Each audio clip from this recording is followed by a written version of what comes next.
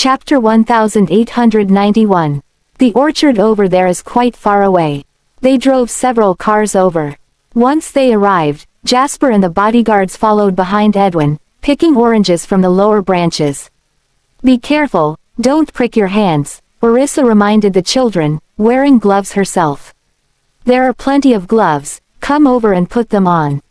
Mommy, the gloves are too big, it's inconvenient for us to wear them, Zachary said to her, continuing to help. Mr. Whitley, next time you need to buy some gloves for kids to wear, we can't always be without them. Orissa reminded Edwin with a smile, and he nodded in agreement, got it. Orissa chuckled and continued to pick the biggest ones. Mommy, why are we giving these to Commander Hoffman? Oliver asked Orissa, puzzled. They've given us so much food, shouldn't we reciprocate? Orissa looked at them, grabbed a basket, and started picking oranges. Jasper followed them, picking one here and one there, having a great time. They were just here to have fun and couldn't help much. Don't run around, you're blocking Mr. Whitley, do you want to finish picking and go back soon? Orissa reminded them, but no one paid much attention, picking fruit and playing with Jasper. Mommy, we're not running around, we're also helping, they said. Jessie picked an orange and put it in her box. Orissa saw that it was a bit green and smiled, you should pick the ripe ones, not the green ones. But the green ones are also delicious. Jessie pouted and picked one from the tree, peeling it herself. Jessie, let me peel it for you. Timothy ran over and took the orange from Jess's hand, peeling it for her. Thank you, brother. Jessie grinned, watching him peel the orange, behaving very well. Orissa watched the two of them, Jessie and Timothy, lovingly, with a look of indulgence. After picking for half an hour, everyone had filled a basket. Orissa, we have about 8 or 9 baskets now, do you want to keep picking? Edwin gently tapped Orissa on the shoulder and asked. So fast. Orissa looked at her basket, which was almost full. Let's pick enough for 10 baskets, then we can pick some other fruit. Okay. Edwin asked the two to continue picking oranges while he took the others to another part of the orchard to pick grapes. Delicious. Jess's hands were covered in juice. Mommy, do you want some? It's a bit sour. Orissa smiled, bent down, and fed her a piece. Appetizing. Having just finished dinner, eating some sour oranges now was a good way to refresh the palate. Mommy, do you want more? I'll peel one for you. Timothy searched the tree. No need, let's finish picking and we can eat more when we get back. Orissa wiped her hands with a handkerchief, wiped Jess's hands, handed it to her, and continued picking oranges herself.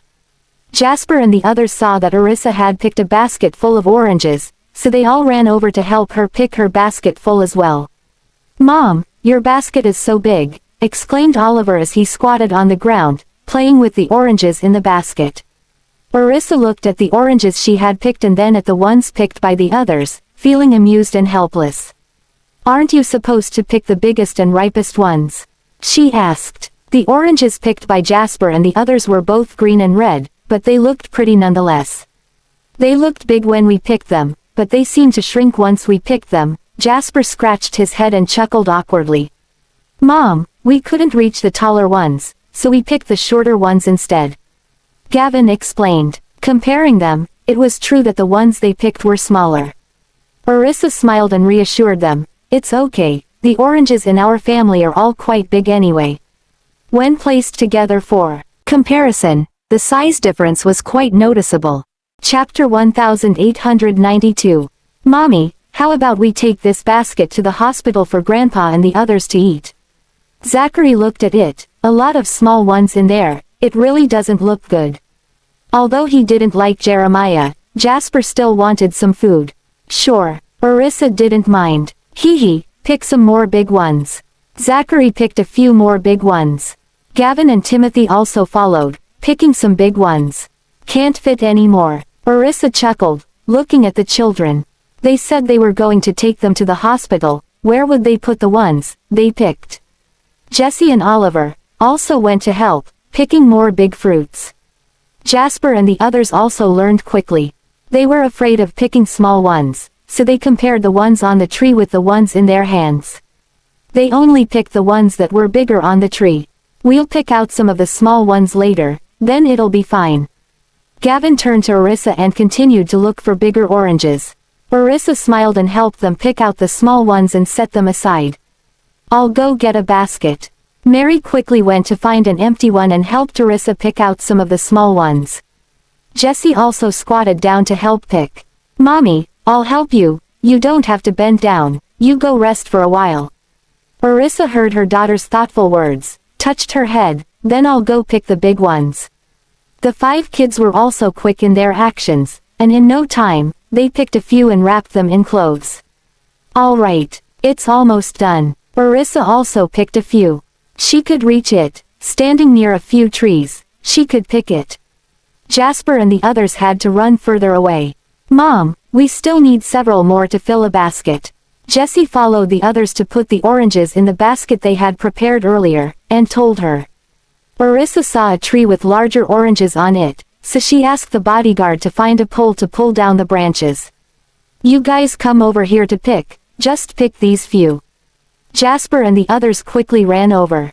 They picked what they could reach, and those they couldn't reach, they helped Orissa hold while she picked. Is that enough? Mom, we still need to pick 10 more. Oliver said with a smile. Do we really need that many more? Orissa turned to look at her son, realizing that they would need to start picking the basket all over again. Hee, Mom, he's lying to you, he just wants to pick them to eat. Jessie laughed heartily. Orissa chuckled and continued to pick another dozen or so. That should be enough to eat, there are also quite a few small ones. They couldn't waste the ones they picked out. Meanwhile, Benjamin was busy in his study when he received a call from Jeremiah, furrowing his brow.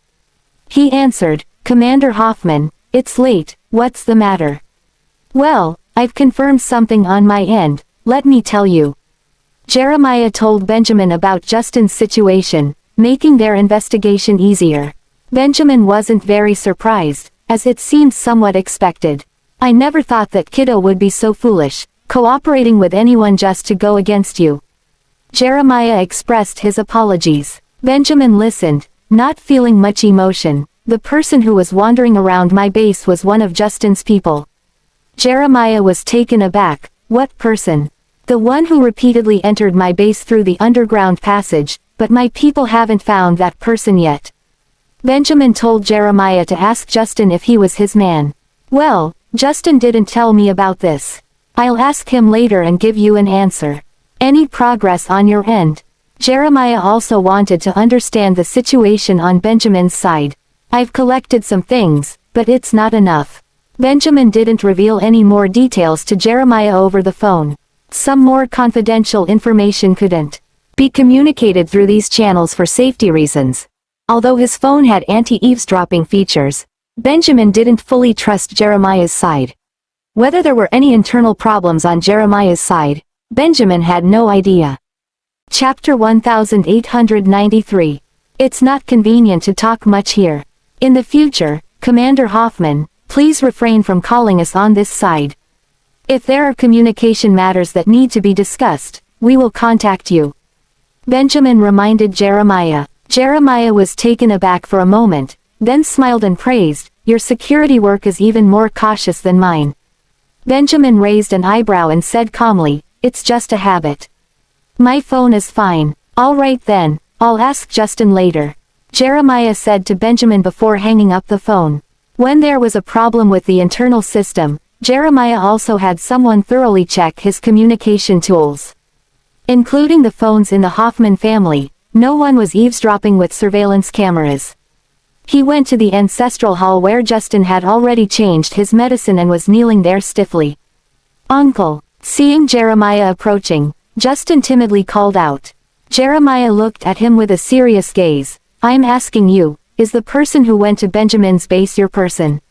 Justin was stunned for a moment, looking confused. What person? He didn't send anyone over. Jeremiah observed his expression and it didn't seem like he was lying. Uncle, I just had someone release some wolf cubs. Kingsley wanted to catch the wolf cubs, so I just released them. I don't know who went to his base. As Justin spoke, his voice grew softer, and he seemed exhausted without even finishing his meal. Jeremiah looked at him and said, "Kneel properly for me." Justin straightened his back and obediently knelt down. Jeremiah turned and left. Benjamin called back and told him about the matter. Justin said that person wasn't arranged by him, he just released some wolf cubs to attract Kingsley. Benjamin squinted his phoenix eyes. Was that person from another faction? Could that person be from the other side? Jeremiah guessed. "I will investigate this matter thoroughly, no need for Commander Hoffman to worry," Benjamin replied. Upon hearing Benjamin's words, Jeremiah thought he didn't believe him, didn't believe what Justin said. "I gave Justin a beating, he shouldn't have hidden anything," Jeremiah continued. Benjamin was slightly stunned. As for how Jeremiah disciplined Justin, that was his own family matter. "Commander Hoffman, there's no need to explain to me, let's have less contact during this time," Benjamin said. Jeremiah somewhat understood Benjamin's temperament, and thinking of Arissa, he felt a bit resentful. Was this guy too arrogant? Thinking of their relationship, Jeremiah felt a bit upset. "Is Arissa resting?" "Yeah," Benjamin casually replied, not wanting him to bother his wife. Jeremiah cleared his throat. "Treat her well." Benjamin really didn't take him seriously. Thinking of the hardships and grievances Arissa had endured, Jeremiah really wanted to explode. But for now, he still needed to cooperate with Benjamin. "No need to worry about that, take care of your own affairs." Benjamin's voice turned colder. Jeremiah either mentioned his wife when calling Benjamin, or when Benjamin called him, he would mention his wife. What was he trying to do? If Jeremiah found out that his wife was his daughter, but didn't want to admit it? Benjamin thought of this possibility, his gaze becoming even more icy. Jeremiah felt frustrated and changed the subject. "I have already written the contract for hiring her. Should I send it to you or directly to Arissa?" "Send it to my email," Benjamin said directly, since he was the one who would be looking at it anyway. "Fine then." Jeremiah was starting to get annoyed with Benjamin. Arissa never talked to him like this. It was really frustrating. Seeing that he still hadn't hung up the phone, Benjamin furrowed his brow. What did Regan want with you? He asked on behalf of Arissa. "Do you know?" Jeremiah wasn't very surprised. Benjamin was from the security bureau, so the information flow was definitely smooth. "Do you know each other?" Benjamin pressed, not wanting to hear him ramble. "We don't know each other," Jeremiah replied coldly. "You go ahead and do your thing. I'll send it to you right now." Jeremiah hung up the phone. Thinking about that person made him think of his father's betrayal. Jeremiah's emotions were starting to become unstable. Chapter 1894. Benjamin sensed something fishy. This doesn't seem like they don't know each other. Not only do they know each other, but it also seems like something is off. Have they had a quarrel? Dominic York adopted his honey, and Regan had a conflict with Jeremiah. Benjamin thought about it, but couldn't figure it out. According to Issa, when old Mr. was alive and Regan hadn't divorced Beatrice yet, he was quite nice to her. After the divorce, her mom married, and then he ignored her, allowing mom to abuse her. If Regan and Jeremiah were familiar with each other, why didn't they seek Jeremiah's help when they regained control of the company before? Why are they only seeking Jeremiah's help now? From Jeremiah's attitude just now, it's clear that he won't tell him.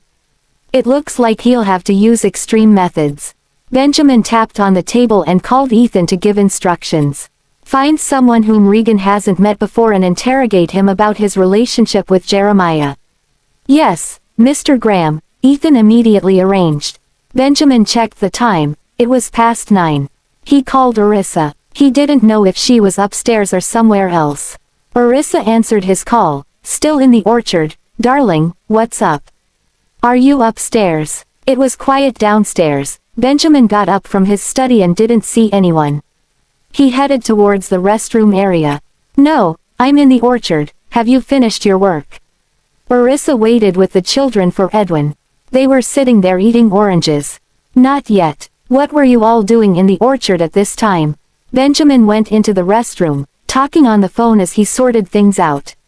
"More oranges. Edwin said he would send them to Zhongcheng tonight, and they'll arrive tomorrow morning. I come over with the children to help." Suddenly, Arissa heard the sound of running water. "What are you doing?" I'm in the restroom. Benjamin, unfazed, zipped up his pants and washed his hands while still on the phone. Orissa's mouth twitched. She couldn't believe she had to listen to him pee. I won't talk to you anymore. Edwin and the others are back. We're getting ready to go back. Orissa hung up the phone. Benjamin smirked and went back to the study. Jeremiah sent over the contract, and he carefully studied it. Mr. Whitley, have all the oranges been picked? Orissa saw Edwin and the bodyguards driving over and asked.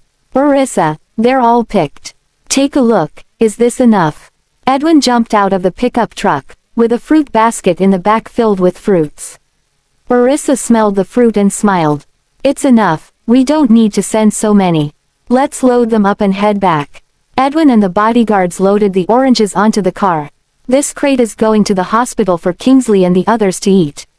Orissa told Edwin. All right, I'll move it to another car, so I don't get confused. Edwin carried it over and placed it in the trunk of another car. Mr. Whitley, there's still these. Several kids carried a small basket of oranges, which were carefully selected small fruits.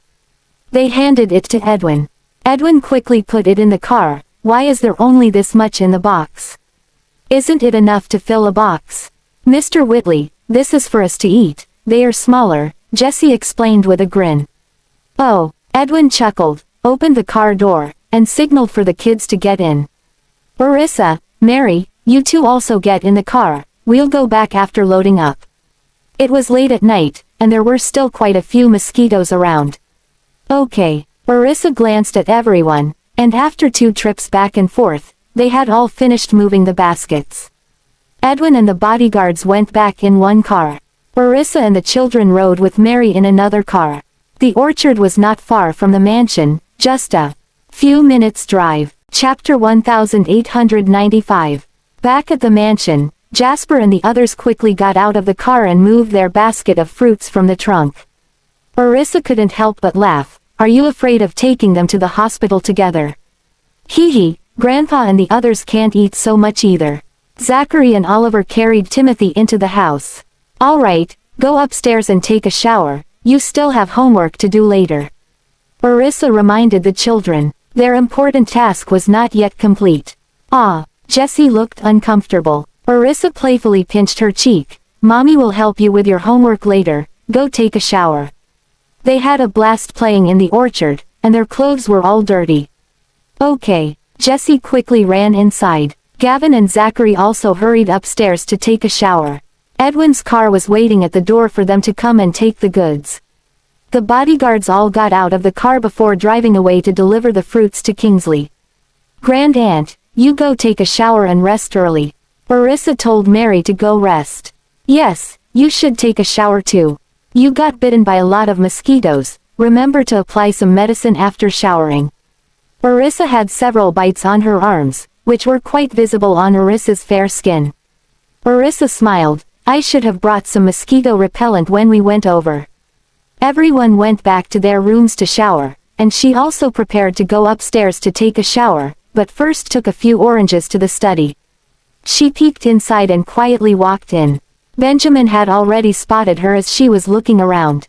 Hey, Orissa playfully scared him as she approached his seat, startling him. Benjamin looked up at her with a smile. What are you up to? Orissa pouted. I was trying to scare you, why no reaction? Benjamin chuckled. I saw you. Shish. Orissa felt annoyed that he pretended not to see her. She was being naughty. Here, for you. Orissa placed a few oranges on the table. Benjamin glanced at them, then pulled her onto his lap, hugging her. Well, I'm a bit dirty, I need to go take a shower. Orissa tried to escape. Just stay a bit longer. Benjamin nuzzled her neck, sending shivers down her spine. Suddenly, he noticed a few red mosquito bites on her neck, clearly scratched. What happened here? Benjamin inspected her body, noticing bites on her arms and legs as well. Are you feeding the mosquitoes? Orissa chuckled. I didn't expect so many mosquitoes. She scratched again. Stop scratching, I'll get some medicine to apply on them. Benjamin was about to get up, but Orissa quickly stood up. I'll go take a shower first, then you can apply the medicine. You can eat these oranges, the kids picked them, Hurry up and eat. Orissa lied to him, they were indeed picked by the kids. But they were small and sour. Benjamin looked at the unevenly colored oranges and couldn't help but laugh. I really appreciate them, these oranges must be quite sour. Orissa chuckled, sour is good for digestion, isn't it? You take your time eating, I'm going upstairs to take a shower, he said. Orissa replied and then turned to leave.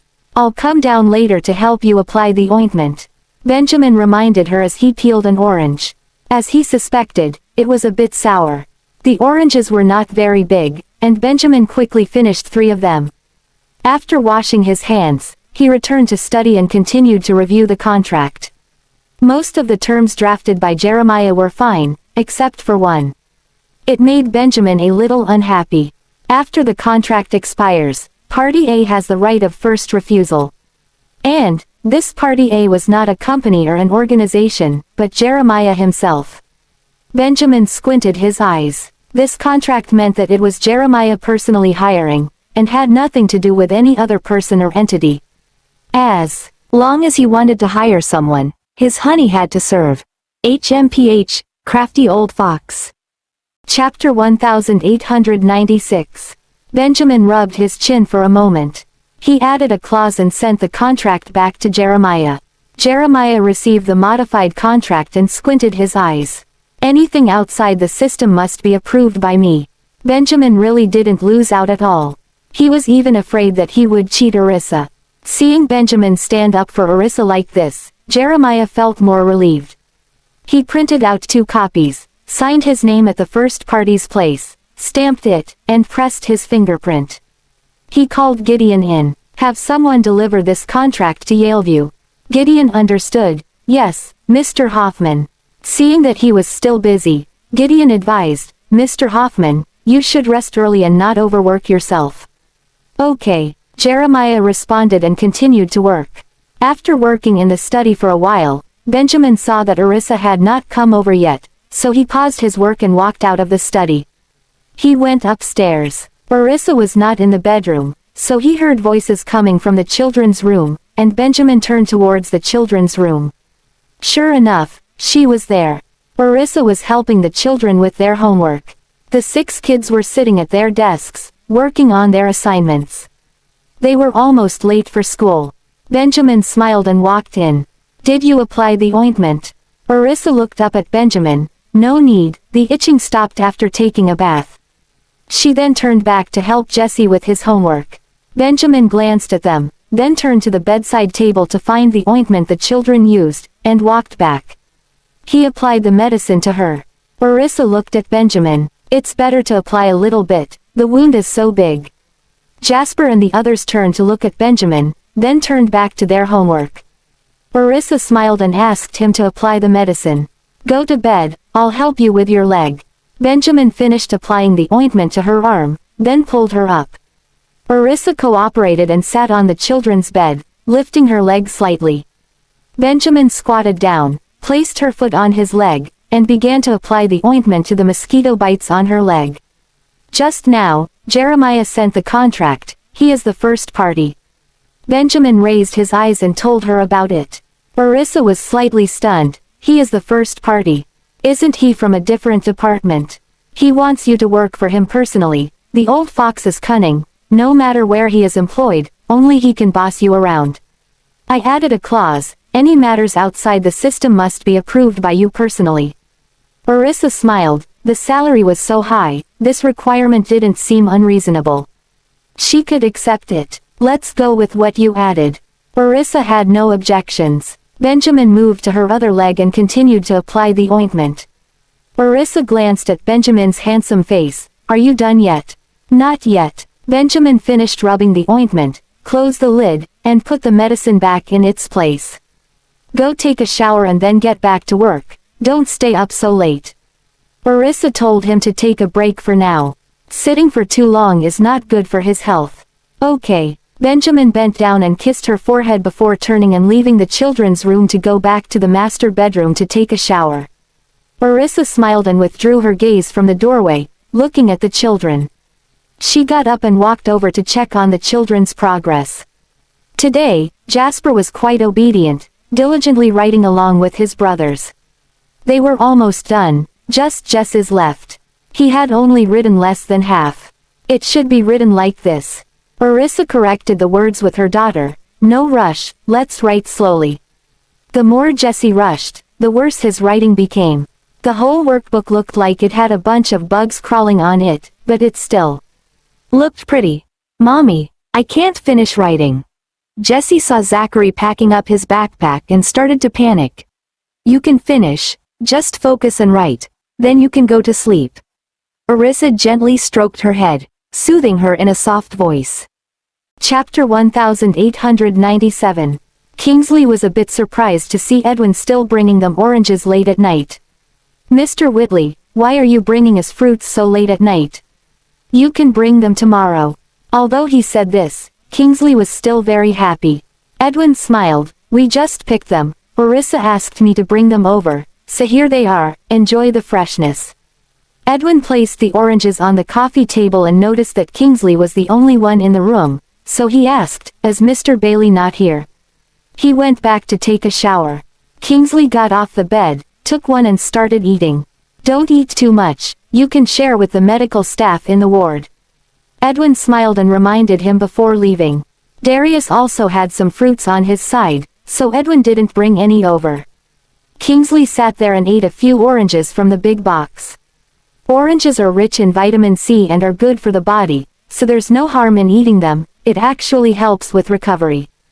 Don't overeat, Sean reminded Kingsley. Kingsley leaned back on the couch and said, Orissa said to give the rest to the other medical staff in the ward. Sean looked at him and asked, then why didn't you ask 12 to distribute them? Kingsley smirked, as the vice director, wouldn't it be better for you to distribute them to everyone? It's a nice gesture to reward the medical staff and give them some benefits. Sean rolled his eyes at him and took a few oranges to eat. Sour and sweet. The ones we ate before were all ripe, why aren't these ripe enough yet? Sean glanced at it, almost the whole box was full. But they were quite big. The ripe ones were picked out by Kingsley to eat. 12. Kingsley shouted towards the door. 12 opened the door and walked in. You guys come in and have some oranges.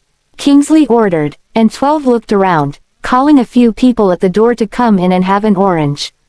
Later, take these over to the nurse's station and let them taste it.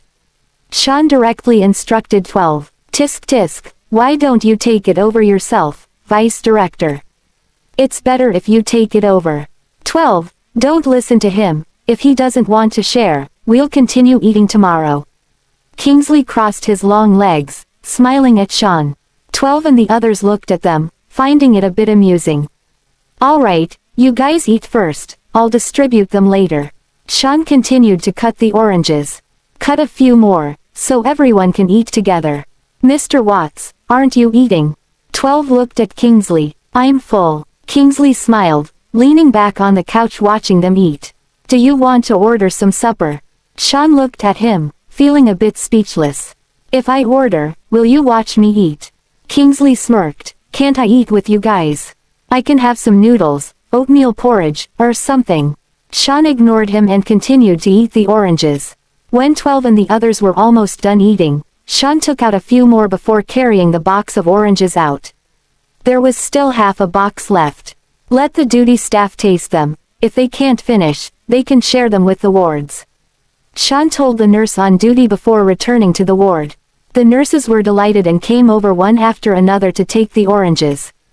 Unexpectedly, there were oranges to reward the deputy director on a late night. Let's bring some for Dr. Castro and the others too. There are so many fruits here. Let's take a few out and move them to the doctor's office, there's nothing much to carry. Carry the box over, if we can't finish them, we'll send some to the wards. Let's go. A few nurses left one person at the front desk to take care of things, while 2 others carried the box of oranges inside and distributed a few to each doctor on duty. This is from Deputy Bailey. Enjoy, Dr. Castro. Have one more. The head nurse gave her 2 extra large ones. Chapter 1898. Thank you. Julia nodded and smiled as she accepted it. There are still a lot, let's take them to the ward to let the families of the patients taste them too. After distributing to the doctors, the head nurse took another batch to the ward to distribute to everyone. Why did Deputy Bailey think of giving us oranges tonight? I don't know, but these oranges look very fresh, as if they were just picked. Maybe someone sent them. It's good to have something to eat. They look delicious. I'll try one first. Several doctors chatted as they started eating the oranges. Julia also took one and peeled it. The peel was thin and easy to peel. The juice was plentiful, with just the right amount of sweetness and sourness, very delicious. She was full after eating too. After washing her hands, she returned to the office and saw Sean walking by. She nodded at him. Deputy Bailey. Sean glanced at her. Did you eat the orange? Yes, Julia replied before entering the office. Sean glanced at her and then turned back to Kingsley's ward. You keep going in and out, are you trying to see someone? Kingsley chuckled as he watched the person walking back and forth. Sean gave him a glance. I'm taking a walk. Sure. Kingsley laughed. If he was taking a walk, why did he go downstairs before coming back up? Sean went into the restroom to freshen up before coming out. You should go to sleep. Sean turned off the lights directly. He walked over to the couch and lay down. Kingsley looked at him and turned to face the couch. Aren't you sleeping on the bed tonight? I don't want. Sean didn't want to wake up the next day and be hugged by Kingsley again. If someone saw them, they would think he and Kingsley were having an affair, and it would be hard to explain. Kingsley chuckled. Oh, sleeping alone is really comfortable. He rolled from one side of the bed to the other, then back again. Unfortunately, he accidentally fell off the bed with a loud thud. Sean was startled. Ouch! Kingsley lay on the floor howling in pain. Sean turned on the light and saw him lying there, howling with twitching lips. You just love to act. If he were quietly sleeping, would he still fall off? Kingsley turned to look at him, feeling embarrassed and frustrated. He didn't expect to fall off either. Aren't you getting up? Sean looked at him, feeling speechless. Kingsley tried to move but started howling again. It hurts, my foot. Frowning, Sean approached and helped him up. Kingsley couldn't put weight on his left leg, as it caused excruciating pain. Cold sweat broke out on his forehead. Sean helped him sit on the edge of the bed and examined him. Where does it hurt? Here. Kingsley pointed to the spot on his heel, gasping in pain. Ah, it hurts. As Sean reached out to touch the area, Kingsley cried out sharply. The sound echoed down the hallway. Everyone outside the room exchanged glances. What was that sound? The duty nurse and the doctor on rounds couldn't help but show a gossipy expression. It hurts. Sean, be gentle. Kingsley looked pitiful. Little did they know, the sound had sparked various thoughts in everyone's minds. Feeling embarrassed, they all quickly moved away. Could it be that Deputy Bailey and Mr. Watts are doing something intimate? Oh, my goodness. I can't think about it. The more I think, the more twisted it gets. In the hospital room, the two of them were unaware of the misunderstanding they had caused. Sean looked up at Kingsley and said, "Let's go take a picture." The feeling he touched was off. Kingsley looked confused. Maybe it's a fracture. Sean stood up, feeling a bit helpless. No way. Kingsley compared the height of the bed. He couldn't be that unlucky. Sean went to the door to ask 12 to find a wheelchair and pushed Kingsley out in the middle of the night. The nurses and doctors at the station looked at them strangely. But they had a meeting today, and the department head once again reminded them not to gossip. Otherwise, everyone would start talking about it. Chapter 1899. No one dared to discuss it, but the eye contact was still quite intense. Kingsley looked miserable, being pushed away by Sean, which made people's minds wander. Deputy Bailey is quite fierce. No wonder Mr. Watts used to come to the hospital to find Deputy Bailey often. Now Deputy Bailey is also guarding Mr. Watts's ward. So, that's the kind of relationship they have. Sean took Kingsley to the emergency room to get an X-ray. Sure enough, there was a slight fracture in his heel, with some cracks. Although not very serious, he still needed to take good care of it. Sean pushed him back to the ward and instructed Kingsley, "You better not put any weight on this foot, just lie down and rest. It takes 100 days to recover from a bone injury." Kingsley was feeling really down. why am I so unlucky recently? If I tell someone that I fell off the bed and broke a bone, I'll definitely be laughed at. Sean chuckled. Who's to blame? He kept tossing and turning in bed. Not to mention falling off the bed, even walking can lead to a fracture. It's really when you're unlucky, you can even choke on water. Do you need a cast? Kingsley turned to look at Sean. Sean glanced at him. There's no displacement, so no need for a cast. It's not conducive to recovery. Just make sure not to put any weight on that foot. Thinking about having to walk on one foot, Kingsley felt even more miserable. Can I walk on my tiptoes? No way, Sean told him firmly. Walking on tiptoes will strain the wound area and hinder recovery. It's already healing, but it might deform if you move around too much. It's best if you stay still, Sean reminded him. What am I supposed to do then? I still need to help the boss with work. Kingsley slumped in the wheelchair. Not only could he not do anything, but his own life was also being affected. What about showering? What about using the restroom? Kingsley asked. Sean chuckled. Hire a caregiver. Kingsley, what could a caregiver do for him? Bathe him, help him use the restroom. No, I'm only like this because of you.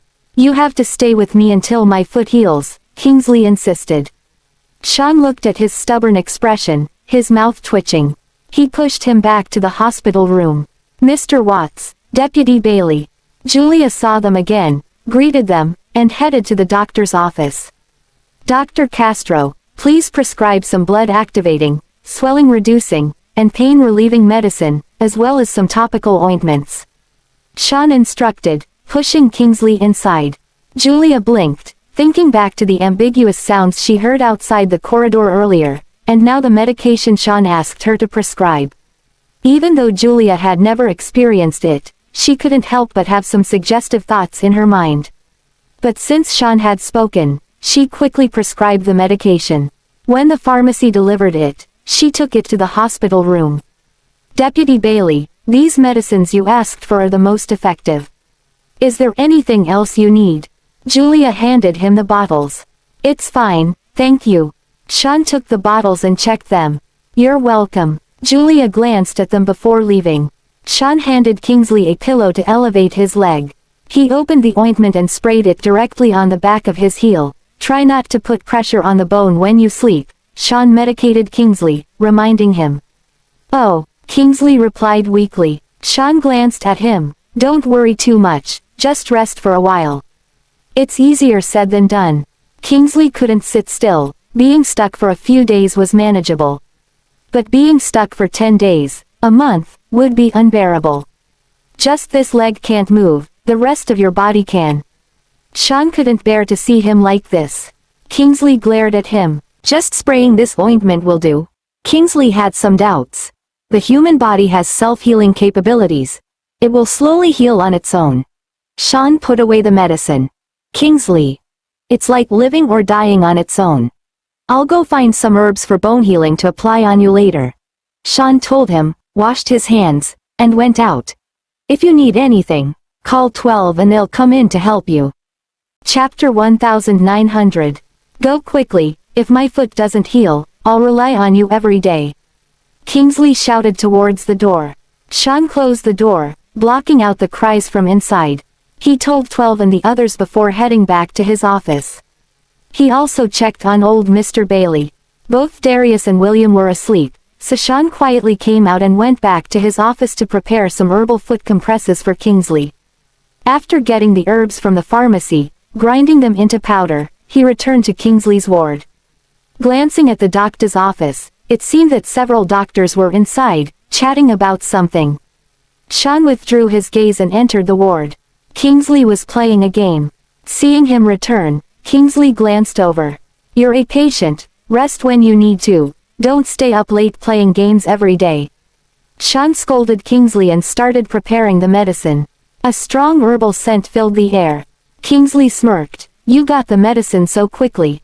Sean chuckled. The hospital always has these herbs in stock, they're never in short supply. Orthopedics always had an abundance of these herbs. There were more patients with broken bones in the hospital besides him. Kingsley smirked. Sean mixed the herbs evenly, do you need to use the restroom? Lie down, I'll apply the compress for you. Kingsley sat up. All right, I'll go to the restroom. Accidentally bumping into that, it hurt so much that his face twisted. Sean looked at him. See, you hurt yourself accidentally, right? Kingsley endured for a while before holding back. I was already being careful. Sean sighed, stood on the side where he was injured, and helped him put on his shoes. You don't need to wear this foot anyway. After all, he couldn't put weight on it. Kingsley looked at him. Hold on to me more securely. Let's go. Sean was speechless, trying his best to support him a little. Kingsley leaned on him, hopping on one foot as they walked. How do those people, walking with crutches, do it? Walking like this is really hard. Don't talk nonsense, watch where you're going. Sean sighed, more talkative than anyone. No wonder sometimes Benjamin couldn't stand him. Sean helped him walk to the restroom. Kingsley stood in front of the toilet, about to pee. Suddenly he looked at Sean. You go out.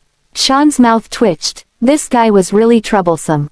Could a doctor like him really sneak a peek at him? Can you stand steady by yourself?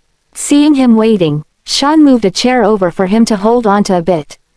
Stand a bit further, hold onto the handrail on the wall. Kingsley grabbed onto him and took a few steps, holding onto the handrail on the wall, feeling much better. Okay, you can go out now. Sean walked out, turning his back. Only then did Kingsley pee. He held onto his pants with one hand, still a bit inconvenient to lift them up. He let go of his hand, stood on one foot, trying to use both hands to lift his pants, but unfortunately, he tilted to one side. A loud bang. Sean quickly turned back to see what was going on. He saw him frantically trying to pull up his pants. A face full of black lines. Can't you be quiet for a few minutes? Sean walked in and helped him stand up. Kingsley pulled up his pants, feeling very embarrassed. I was putting on my pants and didn't stand steady. You can't sit on a chair and lift one hand. Sean teased him, seeing his embarrassed face, and didn't want to say more. Kingsley pursed his lips. Do you think I enjoy wrestling? Sean chuckled and helped him out. I haven't washed my hands yet. Kingsley reminded him. Sean glanced at him and helped him over to the sink. He moved the chair with his heel, letting him sit and rest. No, you have to speak up. Why pretend to be strong? Sean stood aside and said to him,